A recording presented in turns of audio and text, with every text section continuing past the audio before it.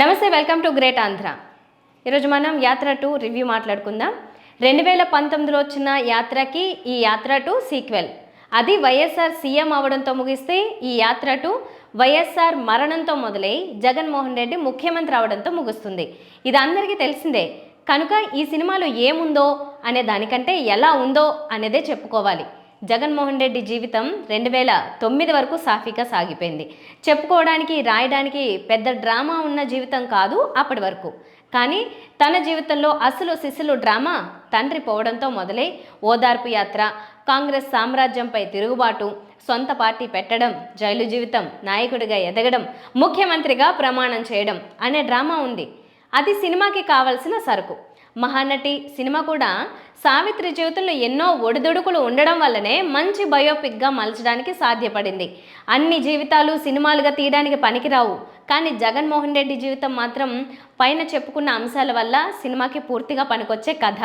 కనుక సరైన కథని దర్శకుడు సమర్థవంతంగా తెర మీదకి తీసుకొచ్చాడా లేదా అనేది పరిశీలిద్దాం. 2009లో వైఎస్ఆర్ మరణం తర్వాత జగన్మోహన్ రెడ్డి ఓదార్పు యాత్రకి నడుం కట్టడం, దానిని సోనియా గాంధీ ఆపమనడం, సినిమాలో కాన్ఫ్లిక్ట్ పాయింట్ మొదలవుతుంది. ఎంత చెప్పినా, ఎలా చెప్పినా, ఎవరి చేత చెప్పించినా, తానే స్వయంగా చెప్పినా కూడా జగన్ ఆ యాత్రని ఆపడు. పర్యవసానంగా ఆమె జగన్మోహన్ రెడ్డికి రాజకీయ ఉచ్చుని బిగించడం, ఈ వాతావరణాన్ని చంద్రబాబు తన రాజకీయానికి వాడుకోవడం జరుగుతుంది. ఈ పిక్చర్ చూసాక జగన్ ఫ్యాన్ అయిపోయాను నేను. ఇప్పుడు అంటే ఫస్ట్ వైఎస్ఆర్ నుండి లాస్ట్ ఎండింగ్ జగన్ వరకు చూపించారు. అంటే తండ్రి నుండి వారసత్వం ఎట్లా వచ్చింది, మధ్యలో ఎన్ని ఒడిదుడుకులు ఎదిగినా ఒక సంకల్పంతో జగన్ ముందుకెళ్ళింది కాబట్టి ప్రజల సంక్షేమము, న్యాయంగా పేదల విలువలు అంటే జెన్యున్గా వెళ్ళాడు కాబట్టి సక్సెస్ అయిపోయి. ఏదైనా వ్యక్తితో ఉన్న మనిషికి మనం ఎప్పుడైనా ఓటు వేయాలి. ఈ అవినీతికి వీటికి వాటికి విరుద్ధంగా ఉండాలి. ఎప్పుడైనా న్యాయమే గెలుస్తుంది, ధర్మమే గెలుస్తుంది. జై జగన్. జీవ దాంట్లో నేను జగన్నే చూశాను. జీవాన క్యారెక్టర్ అంటే ఆ మనిషి, ఆ వ్యక్తి, ఆ జీవాన్ని ఒక నటుడు గుర్తుకురాలి. అందులో జగన్ రూపమే నాకు కళ్ళకు కట్టినట్టుగా కనబడుతుంది. డిఫరెన్స్ ఉంది, నాకైతే నచ్చింది. చాలా మంది చాలా ఎంజాయ్మెంట్ చేశారు.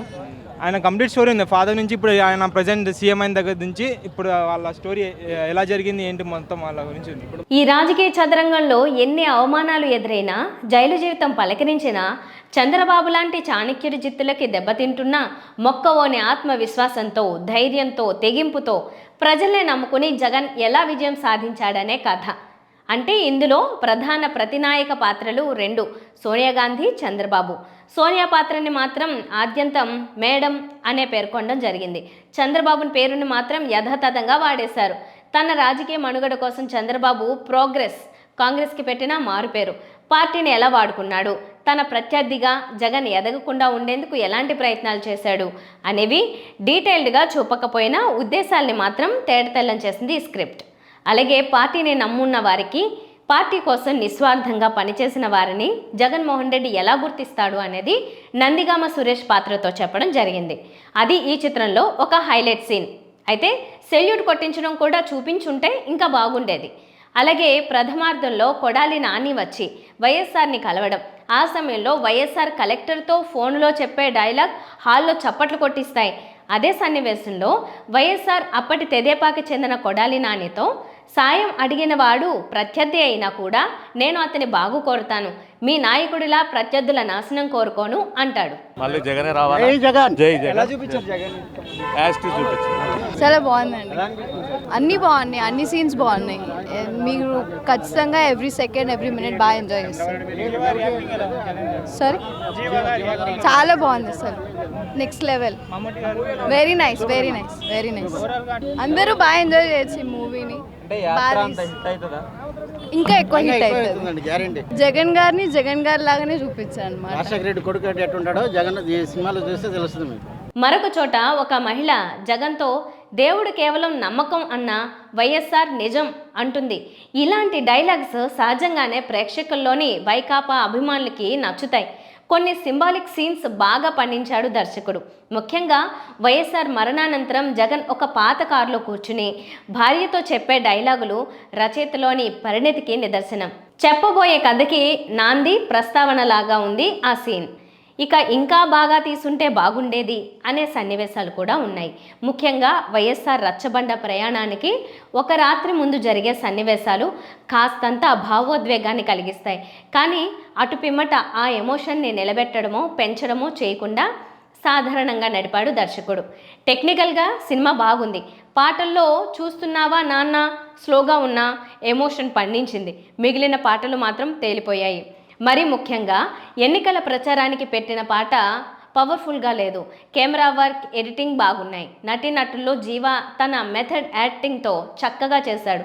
ఎక్కడా జీవ కాకుండా జగన్మోహన్ రెడ్డే కనిపించాడు. మమ్ముట్టి ఆల్రెడీ యాత్ర చేశాడు కనుక అదే పాత్రని అంతే ఈజీతో కొనసాగించాడు. చంద్రబాబుగా మహేష్ మంజ్రేకర్కి ఎలివేషన్ సీన్లు బాగానే ఉన్నాయి. సుజానే బెన్నెట్కి సోనియా పాత్ర కొత్తేమీ కాదు. ఆమె గతంలో ది యాక్సిడెంటల్ ప్రైమ్ మినిస్టర్లో ఇదే పాత్ర పోషించింది. విజయమ్మగా ఆశ్రిత వేములగంటి, భారతిగా కేతకి నారాయణ్ పర్వాలేదు. యాత్ర 1 మూవీ రాజశేఖర రెడ్డి గారిది కలిపారు. 2014 ఇంకా 2019 మధ్యలో పాదయాత్ర అప్పుడు రియల్ వీడియోస్ కలిపారు.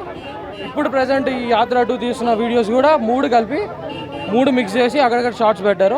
ఆ పార్టీకి ఈ పార్టీకి అని ఏమి ఉండదు కానీ సో మీడియం ఆ పార్టీకి ఆపోజిట్గా నేను చూపించలేదు కానీ ఇట్స్ జస్ట్ నార్మల్. అదే అండి, ఏ క్యారెక్టర్ని నెగిటివ్గా చూపించడానికి అయితే ట్రై చేయలేదు. మరీ వేరే సినిమాల్లో చూపించినట్టు అన్ని మోడరేట్గా తీశారు, నిజంగా తీశారని నా అభిప్రాయం. చాలా బాగుంది సార్, సూపర్గా ఉంది. నచ్చిన సీన్ ఏం లేదు. జగన్మోహన్ రెడ్డి, రాజశేఖర రెడ్డి క్రిస్టల్ క్లియర్గా వాళ్ళు ఏదైతే చేశారో, దేనికోసమైతే వాళ్ళు పోరాడి దేనికోసమైతే ఉన్నారో అది మొత్తం క్రిస్టల్ క్లియర్గా కనపడిందండి మొత్తం మూవీలో.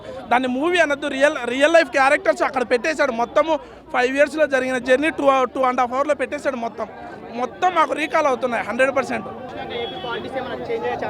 100% జగన్కు ఖచ్చితంగా ప్లస్ అవుతుందండి ఈ మూవీ. 100% ప్లస్ అవుతుంది, దాంట్లో నో డౌట్. అంతే. రెడ్డిజీగా పిలువబడే శుభలేఖ సుధాకర్ పాత్ర రియాలిటీలో ఎవరో తెలియలేదు.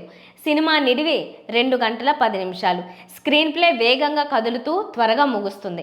ప్రథమార్థమంతా వైఎస్ఆర్ మరణం, ఆ తర్వాత జగన్ ఓదార్పు యాత్ర, సోనియా అతనిని డిస్ట్రాయ్ చేయమండంతో ముగుస్తుంది. ద్వితీయార్థమంతా జగన్ జైలు పాలు కావడం, ఎన్నికల బరిలో పోరాడడం, మొదట తాను గెలిచి ఆ తర్వాత ఎన్నికల్లో పార్టీని గెలిపించుకోవడంతో చివరికొస్తుంది. ఆ తర్వాత శుభలేఖ సుధాకర్ గొంతులో వినిపించే వాక్యాలు జగన్మోహన్ రెడ్డి ఇమేజ్ని పై స్థాయికి తీసుకెళ్తాయి. వైఎస్ జగన్మోహన్ రెడ్డి అనే నేను అంటూ ఒరిజినల్ జగన్మోహన్ రెడ్డి తెర మీద కనిపించడంతో రోలింగ్ టైటిల్స్ పడతాయి. మొత్తంగా చూసుకుంటే వైఎస్ఆర్ జగన్ల అభిమానులకి నచ్చే చిత్రం ఇది. తెలిసిన చరిత్రనే సినిమా రూపంగా తెర మీద చూసే అవకాశం ఇది. వైకాపా శ్రేణులతో పాటు సాధారణ ప్రజల్లో జగన్ పాలన పట్ల సానుకూలత ఉన్న వాళ్ళకి భావోద్వేగం కలిగిస్తుంది. ప్రతిపక్ష పార్టీల సానుభూతి పరులు ఈ చిత్రం దరిదాపుల్లోకి కూడా రారు. వచ్చినా పెదవి విరవడం సహజం. అలా రాజకీయ చిత్రంగా కాకుండా తటస్థ దృష్టితో చూస్తే కనుక ఇది ఒక స్ఫూర్తిదాయకమైన చిత్రం. భయపడిని గుణం, తెగింపు, కష్టపడి పనిచేయడం, ఎంతటి పరిస్థితికైనా సిద్ధంగా ఉండడం, ప్రత్యర్థి బలవంతుడైనా సొంత బలాన్ని తక్కువ అంచనా వేసుకోకపోవడం, ఆడిన మాట తప్పకపోవడం, పితృవాక్య పరిపాలన లాంటి గుణాలు కలిగిన వ్యక్తి ఎంతటి కొండనైనా పిండి చేయగలడని చెప్పే కథ ఇది. ఆ రకంగా ఇది అందరూ చూడాల్సిన వ్యక్తిత్వ వికాస చిత్రం. Bottom line స్ఫూర్తిదాయకం.